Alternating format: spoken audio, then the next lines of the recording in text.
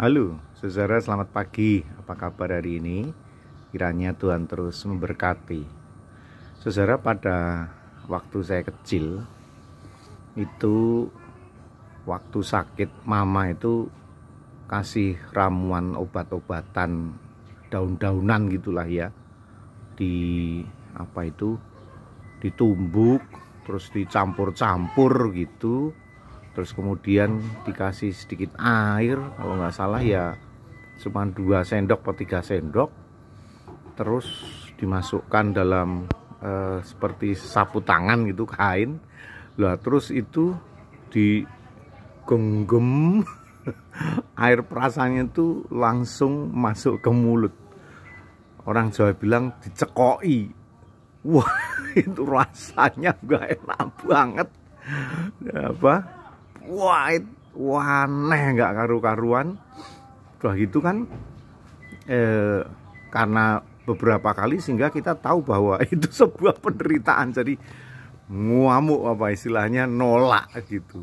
Padahal saudara, dicekokin itu adalah obat. Maksudnya baik gitu ya. Jadi maksud mama itu baik, maksudnya memberi obat gitu. Tapi ya namanya anak-anak sehingga tidak tahu bahwa itu bermanfaat. Saudara, firman Tuhan juga mengingatkan akan hal semacam itu, bahwa setiap kebaikan yang dilakukan itu belum tentu diterima dengan sukacita, dengan senang hati, apalagi kalau orangnya belum tahu tujuan akhirnya itu apa. Sehingga di dalam 1 Korintus pasal 1 ayat yang ke-23 dikatakan, tetapi kami memberitakan Kristus yang disalibkan, untuk orang-orang Yahudi suatu batu sandungan, dan untuk orang-orang bukan Yahudi suatu kebodohan. Nah, jadi saudara, kebaikan yang kita lakukan itu belum tentu diterima dengan senang hati oleh orang lain.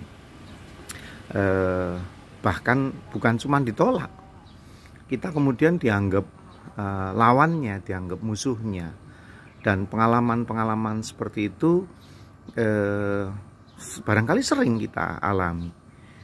Nah, untuk itu, dengan mengingat firman Tuhan tadi bahwa kebaikan yang Kristus lakukan sebagai Sang Juru Selamat, bahkan jadi batu sandungan, bahkan dianggap kebodohan, hal yang tidak masuk akal, yang nggak jelas gitu, tapi Kristus tetap melakukannya dengan sempurna sampai akhir.